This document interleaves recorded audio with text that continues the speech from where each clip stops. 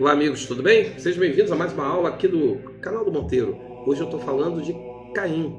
Vou começar a falar do primeiro e segundo capítulo. Então venha comigo nessa aventura e vamos entender um pouco como que Saramago interpreta episódios bíblicos. Vem comigo.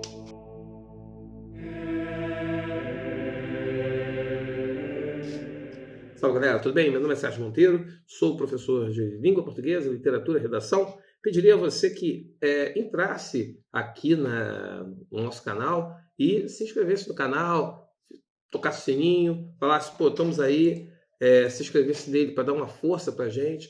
Pô, faz muita diferença. Então aqui eu vou começar hoje falando de Caim. Caim, no capítulo 1, ele começa falando do livro de Gênesis, né? Ele vai falar sobre Adão e Eva, a criação de Adão e Eva, o jardim do Éden. E o Saramago, ele procura ler esse episódio bíblico em que ele procura dar uma interpretação sobre esses episódios. Por exemplo, logo na primeira página, né? O livro que eu tenho é esse daqui. Seria a página 9, mas na primeira página, né? Ele coloca, né? Deus se dá conta que Adão e Eva não falam. Animais mugem, fazem sons, rugidos, mas os dois não sabem falar. E ele ficou pau da vida com isso. Ele poderia muito bem chegar aí, ó, vou falar, pá, fala. Mas só que Saramago, ele coloca de uma forma em que ele diz, num acesso de ira, surpreendentemente, em que tudo poderia ter solucionado com um rápido fiat, quer dizer, decreto, correu para o casal e um após outro, sem contemplações, sem meias medidas, enfiou-lhes a língua pela garganta abaixo.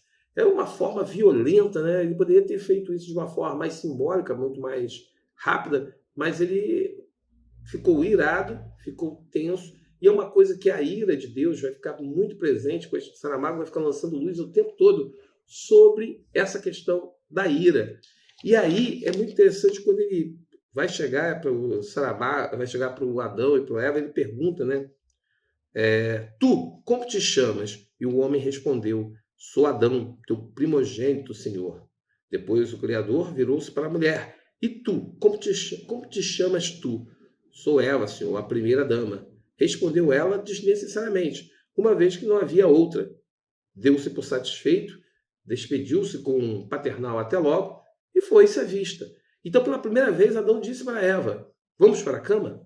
E aí, essa questão de como vai se proceder esse contato entre os dois, até chegar àquilo que seria o pecado original. O pecado original, na página 14 desse livro,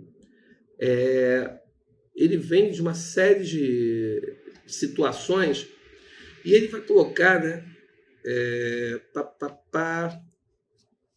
Ele coloca na página 14, ele vai falando dos filhos que serão, né? Os filhos de Adão, fala de Caim, fala de Abel, e fala do Sete, que não vai ser, que ele não vai falar de Sete nesse livro, como ele mesmo diz, e aí ele fala, há quem afirme que foi da cabeça dele que nasceu a ideia de criar uma religião. E aí, mas desses delicados assuntos, já nos ocupamos aonde no passado, com reclinável ligeireza na opinião de alguns peritos, e em termos que muito possivelmente só virão a prejudicar-nos nas alegações de juízo final e blá blá blá. E aí ele vai colocar essa questão do pecado, e aí eu acho que é muito importante na página 16, que aí vem o seguinte, eu sou o Senhor, gritou, eu sou aquele que é. O jardim do Éden caiu no silêncio mortal. Não se ouvia nem o zumbido de uma vespa, nem o ladrar de um cão, nem um pio de ave, nem um bramido de elefante. Apenas uma bandada de estorninhos se havia acomodado numa oliveira frondosa que vinha de tempos de fundação do jardim. Levantou um voo num só impulso. E eram centenas, para não dizer milhares, que quase obscureceram o céu. Quem desobedeceu as minhas ordens? Quem foi pelo fruto da minha árvore? Perguntou Deus, dirigindo-se diretamente a Adão, com um olhar culuscante. Palavra desusada, mais expressiva, como as que mais o forem. Desesperado, o pobre homem tentou, sem resultado, tragar o bocado de maçã que o delatava, mas a voz não lhe saiu. nem para trás, nem para diante. Responde. Tornou a voz colérica do Senhor, ao mesmo tempo que brandia ameaçadoramente o cetro. Fazendo das tripas coração, consciente do feio que era pôr as culpas em outrem, Adão disse: a mulher que tu me deste para viver comigo é que me deu do fruto dessa árvore, e eu comi. Revolveu-se o Senhor contra a mulher e perguntou: que fizeste tu, desgraçada? E ela respondeu: a serpente enganou-me, e eu comi. Falsa, mentirosa, não há serpente no paraíso. Senhor, eu não disse que haja serpente no paraíso, mas digo sim, que tive um sonho em que me apareceu uma serpente. E ela disse-me: com que então o Senhor proibiu-vos de comer o fruto de todas as árvores do jardim? E eu respondi que não era verdade, que só não podíamos comer o fruto da árvore que está no meio do paraíso, e que morreríamos se tocássemos nele. Então, veja bem, aqui nessa coisa do quem foi que comeu, e as palavras, a forma como Deus se refere a Eva, já tem uma coisa aí que você percebe que ele procura, de alguma forma, responsabilizar a mulher pelo pecado original. E aí essa parte eu acho muito interessante, que diz assim: ficou-me aqui, disse Adão, tocando na garganta. Muito bem, disse o Senhor. Já que assim o quiseram, assim vão ter. A partir de agora, acabou-se-lhe a boa vida. Tu, Eva, não só sofrerás todos os incômodos da gravidez, olha aí, mulheres, incluindo enjoos, como parirás, olha isso, como parirás com dores, e não obstante sentirás atração pelo teu homem, e ele mandará em ti.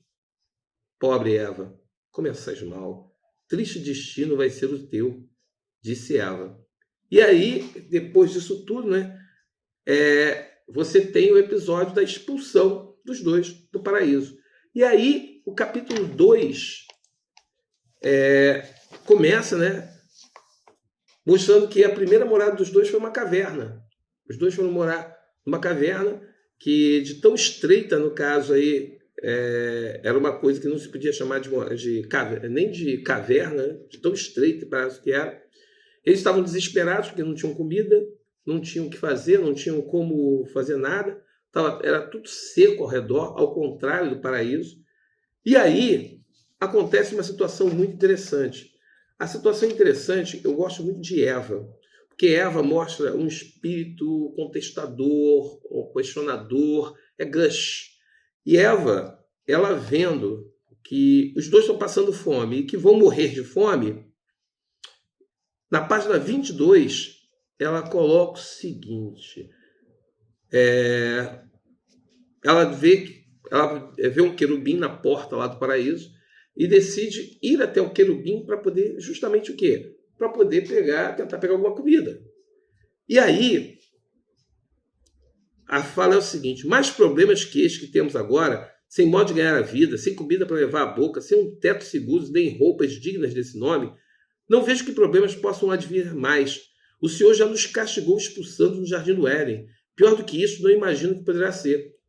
Sobre o que o Senhor possa ou não possa, não sabemos nada. Se assim, teremos de o forçar a explicar-se. A primeira coisa que deverá dizer-nos é a razão por que nos fez e com que fim. Para que ele nos fez, então? Por que você fez a gente desse jeito? E aí, Adão diz: estás louca? Melhor, e aí ela responde: melhor louca que medrosa.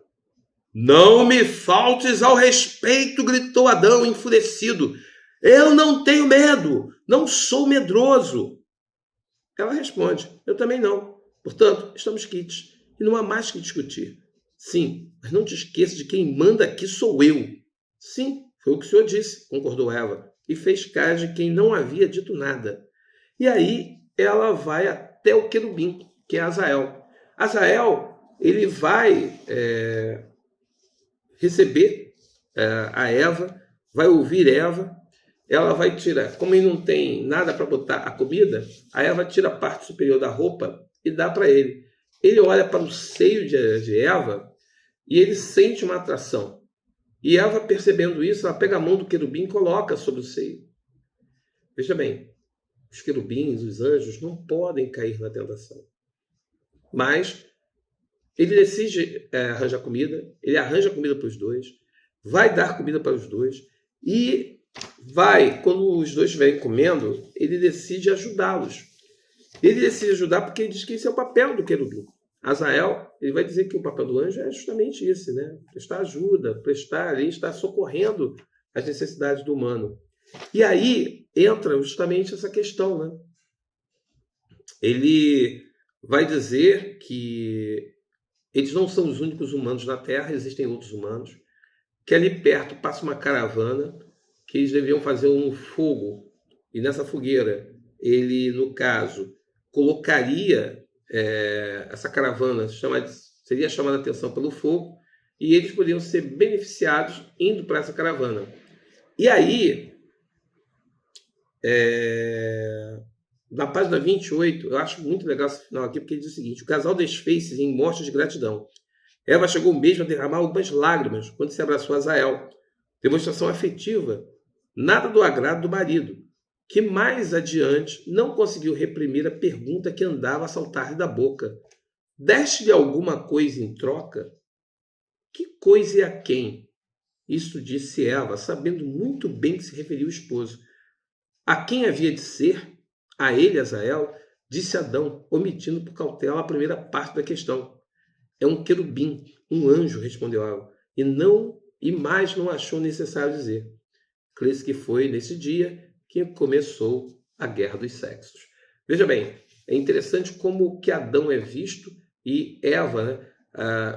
Adão, esse cara temeroso de Deus, esse cara temente de Deus, mas ao mesmo tempo, por ser o primogênito, aquele que a mulher deve obedecer. E a mulher, como foi aquela que desobedeceu a Deus, ela acaba sendo aquela que vai justamente apontar o dedo. Por que nós? Por que estamos sendo castigados? Por que estamos sofrendo tantos problemas?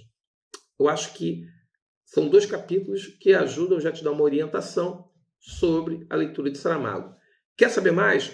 Eu estou com um curso de específica na Hotmart. Eu tenho um curso, é só você entrar lá no meu Insta, ver @domonteiro, e você pode acessar o link e fazer parte desse curso. Vai ser um curso que começou agora em agosto e vai até novembro. São 4 meses discutindo o livro, discutindo passagens e fazendo questões de literatura, questões de português.